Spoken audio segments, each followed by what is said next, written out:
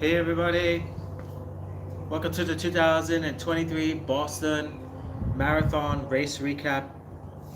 First of all, I'd like to thank every single one of the athletes out there and the organizers that put on such a great race, and the athletes that encouraged me every step of the way, and also the spectators that were absolutely phenomenal. You guys kept me going, every single one of you, and without all that support as we ran together as one, I would have never probably finished that race.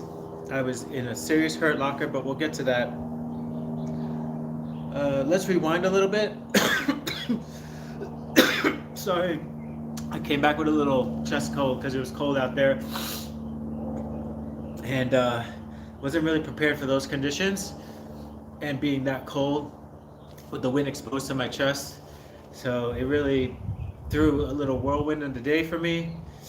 Burned a lot more calories than I wanted to burn, but let's rewind a little bit. I got new run legs, I think in February, late February, early March. So I only had maybe about 3 or 4 weeks of real running on them. And I think I got 3 or 4 long runs, which are averaging about 14, 15 miles.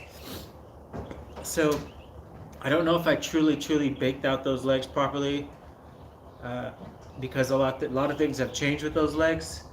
For number one, I get a lot of questions on my prosthetics, so let me just answer some of those really fast. I run with the blade, as you know, or maybe you don't know. There's different categories of blades, and the categories are based on your weight. And the higher the category, the more stiffer the blade. The lower the category, the more softer the blade is. Previously, I was running on a category 3 blade, which is stiffer, and I ran on a category 3 blade in 2021 in Boston, and a totally different run leg setup that I broke 4 hours with. Now, granted, 2021 Boston, I was training in altitude in St. George, Utah, and I had just came off doing the Ironman World Championships out there as well. So I had a really good build up for that race in Boston. I was in altitude training. I was running all the freaking mountains out there in Utah and St. George that you could think of, up and down, up and down, up and down. So I was really prepared to fitness wise and leg fit wise to be able to handle the Boston hills.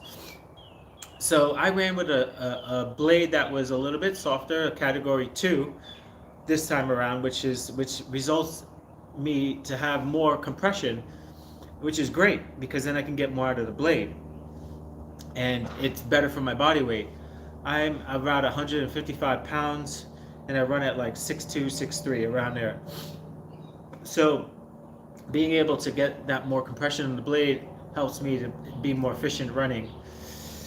The other big thing that I changed too also with this run prosthetic is that I had a full flexible inner liner that I used to lock me in better. And that's what I previously ran on about 10 or 11 years ago when I did the Ironmans. And they work really good. And the prosthetists now in Orlando now started being able to do that within the last couple of years. So I was really happy to know that they can build that type of prosthetic, because I know how good that is for people who want ultra comfort and be able to have good stability and performance out of your prosthetic if you're a high activity person like me. And so I got that new run leg, and it wasn't still fitting entirely properly, but I figured, we could play around with it with the sock setup. So another big question is a lot of people like, does it hurt?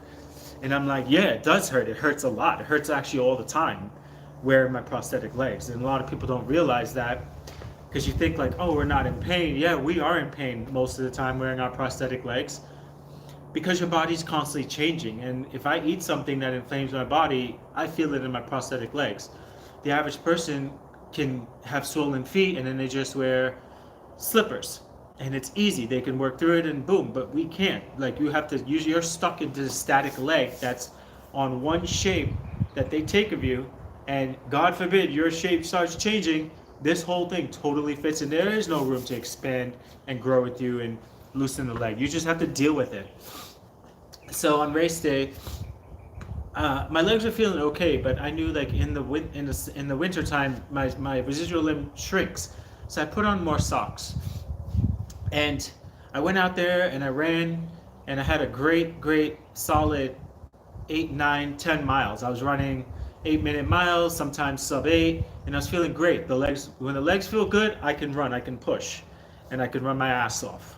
But when the legs don't feel good, then I'm stuck. I'm walking or I'm barely even running. So by mile 12, I realized like, oh my God, I'm having a problem here now. And I have little calves in behind my knees. Uh, I actually have little calves behind my knees. I have calves, let's just say that.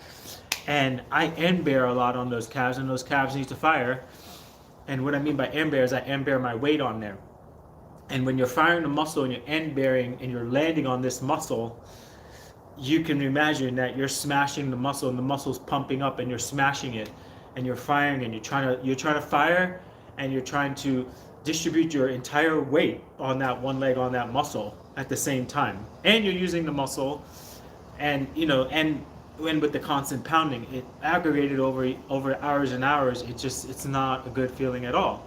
No excuses aside, like I said, back in when I did the Ironmans, the first two of them in 2010 and 2011, I had the same leg setup, but the legs were built by a different prosthetist, and he's no longer here anymore. However, I've been trying to replicate that fit for the longest time. It's been almost 10 years trying to replicate that fit. And I think we're getting there slowly. It's just taking some time.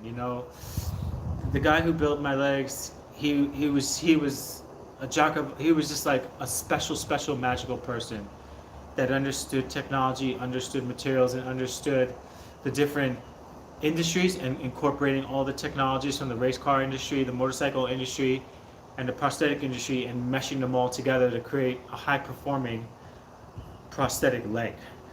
And honestly, that trade is not. I haven't really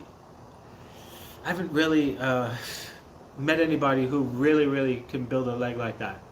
Not taking anything away from everybody else who's built me the run legs. They're good in their own right.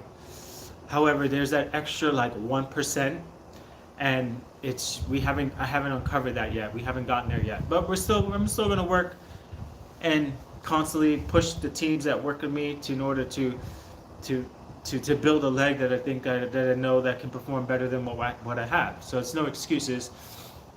So, however, the race went great up until everything got swollen. Then it became, a death march run where the muscles were fired up so much that I really couldn't run anymore, and I was just pretty much just do or die surviving. And it was very, very frustrating because I know I could run fast. I know that I have fitness. I know that I could run sub 8, and I can do it consistently if the leg fit good. However, I know God always knows where to put me and how He knows how to use me in certain situations and to create the biggest impact. Because I truly feel that my life is not really supposed to be about winning races and being on the podium. Yes, I was on the podium. Yes, I win races. Yes, I do phenomenally well in the things that I do in racing. But I feel like my impact more is on a broader, wider, bigger scale than just running really fast. I can impact people in an airport that didn't even know I ran the Boston Marathon. I can impact the bellman in a hotel. I can impact the janitor that's cleaning the men's bathroom. I can impact kids that don't even know that I'm an athlete. They don't even know I do all of that. I can impact just senior citizens that walk around my neighborhood here. That I don't even know them. And I impact them in a profound way. And I know that because they tell me. I don't make this stuff up. They tell me, and I get messages, and they reach out to me all different ways, all different mediums. And I know that my impact is bigger than just me running. So that gives me some peace of mind to know that, you know what, it's not just about you being the best of the best. Even though I want to be the best of the best, and I strive for that every single day, it's not my identity. It's not who I am. It's just something that I do. So no matter whatever it is that I'm doing, I'm going to be the best of the best because I can't not be anything less. You understand what I'm saying? Because God doesn't manufacture junk, and God always knows how to use all of our skills for the greater good and our gifts and our gifting. So I don't have to covet somebody else's gifting and try to make it my own and worry that I got to be like somebody else. I just got to be me. And I do a damn good job doing it. And I get rewarded handsomely to do it too. And so that became a whole big drawn out battle from mile 13 and on. And I walked the downhills and all I could do is just look up, and then, people were cheering and screaming at the top of their lungs. And man, there were times I just didn't want to run, and I just ran, and they would scream even louder. And I would be just running through tears. I'd be running through pain. I'd be grimacing and running on the verge of just crying. That's how much pain I was in. And to know that you're in that much pain and you still have like another 11 miles to go. It's like, oh my God. So I try not to think about that. I just said, just run just run to the next aid station, really, and just take another step. Just run to this light post, run to this tree, run to that person, run to the aid station, and just walk the aid stations, sit down for a second, get the blood flow back in on the legs, and then just go again before the body starts shutting down. I started cramping too as well, so I started popping a lot more salt, drinking a lot more water, a lot more gels. That didn't help at all. The cold weather didn't help because you're burning a lot more calories. So you just have to up everything. And I realized that the race was basically survival. So I got to mile 20, 25, 26, 22, 23, 24. I was like, okay, this is just a run around the block. By 24, I was like, okay, it's another run around the block, the 2.5 mile loops. I do this all the time. I've done it hundreds and hundreds and hundreds of times. And that's what I chalked it up to be mentally. And the last mile, I really just soaked it all in. I slowed it down and I walked and I just looked at people and waved to them, and I really soaked it in because I knew it was going to be over. And I knew that those moments go by so fast, so I have to capture every single moment. So I recorded a lot of it, as you know. If you didn't see the videos, you're seeing the videos now. And it's the greatest experience of my life, because every time I walked down those hills, I would high five all those little kids just standing there with their hands out. And I would see their faces, and I would stop and I would talk to them and ask them how they're doing and how you feeling and thank you for being here. And they're like, they smile and wave, and they were just so happy that, as miserable of a day it was, because it was raining and it was cold and it was overcast, as miserable as it was outside, there was somebody there that stopped and acknowledged them, like really, really acknowledged them. And that to me is just the most beautiful thing in the world. To know that I can influence the next group of kids that are going to be taking over when we're long after I'm gone, that they will, maybe in their life, I would help mold them and shape them to be a better human being, a morally strong, courageous, stoic person that will push the levels and achieve the impossible and protect and live with the good morals and high standards and values. So that was that. And then the last mile, as you know, it was just phenomenal. You saw the video, it was incredible. And my legs are totally swollen. They're still swollen. I rode the bike today, spin it out for about 25 minutes around the block. I wanted to swim actually, but there was a swim team there and the pool, so they had it closed. So what are the lessons that I learned? You got the whole spiel of the whole thing, so I always download and try to learn. Number one is we got to redo the run blades again, so it's a never-ending process. So I have to figure out how to make the trim lines a little lower. I want to see if they can do a dynamic socket, meaning they can make the socket just a little bit flexible, because that was what I was running and training in for the Ironmans. That worked phenomenal. And nobody that I know in the prosthetic world makes dynamic or flexible sockets, flexible outer carbon fiber sockets. Well, my friend made it, and he's not alive anymore. So I'm trying to figure out how to solve that problem with the legs so that I can just be pain free. I don't need to run 7 or 8 minute miles all the time, but just running pain free for that distance, or being able to do triathlon and then come off the bike and then run like how I know I can run, and perform like how I can know I can perform, pain free, is the goal. It's the goal. It's just to be pain free. You know, so that's a takeaway home. We got to work with the prosthetist, and we're gonna build new everyday legs, because this is also a bitch to get into after you run a marathon. My legs are swollen, and this is only made for one shape. So imagine jamming your legs into this and walking around. It's not fun. It's not fun at all. It's actually, I think, more painful than actually wearing the run legs and doing the marathon, honestly. But I wear them as much as I can to keep the limb really, really confined, because I don't want it to like get all swollen and blow up. So I try to keep this leg on as much as I can, or keep the liner on as much as I can, so that I don't get really, really swollen. And I'll do ice baths. That's the other thing that I've learned, to do more ice baths too as well. I didn't do one yesterday because I didn't have a bathroom to do it in. I only had a stand-up shower in the hotel. But those are the lessons. The lessons are just redoing the legs over properly, getting these legs made over, and continuously downloading the data of how much calories I took in, when I took the nutrition, the salts. I know exactly how much salt I took. I don't know when I took it, because I was in this maze of a Hurt Locker where everything becomes so tight that all you think about is like, okay, how's the body feeling? Okay, take calories in. Okay, one step at a time, let's keep moving. You don't really think about anything else.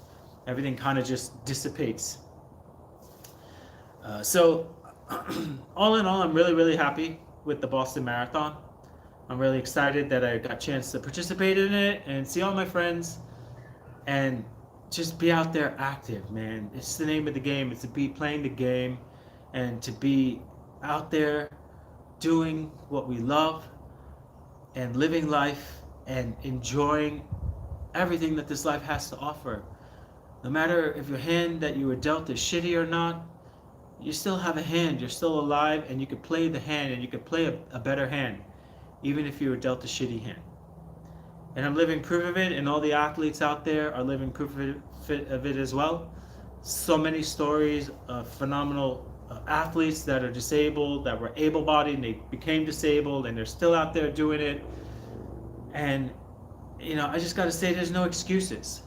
No excuses, no matter what age you are, no matter what's going on with your life. I don't give a fuck about your excuses. Nobody cares about your excuses, and nobody is going to care about your excuses or care about you unless you care about it. And that's a lot of hard truth there for people. But I think, we live in a world where people want to be coddled, and they want to be validated with their excuses and all their reasonings of why they didn't have a great day, or why things are not the way they want it to be. And my advice to you is, you have to care more than your excuses. You have to care more than anybody else, because nobody's going to care more about you and your well-being than you. Nobody else will. And that was living proof out there yesterday, and I'm just so proud to be a part of that. So without further ado, that was a race recap. Thank you for following me. Subscribe to your channel, send me a comment, send me a like. I'll answer as many questions as I can. Make sure you get out there and live the life that you've been given, because once you're dead, you're dead. That's it, you're gone. So maximize all the moments and the time that you have, and take chances, take risks, and learn, and always evolve and grow and experience, and love life to the fullest, and love people around you, and be a good human, morally high standard human being, and treat others the same way. I love you guys. Live free, live amazingly.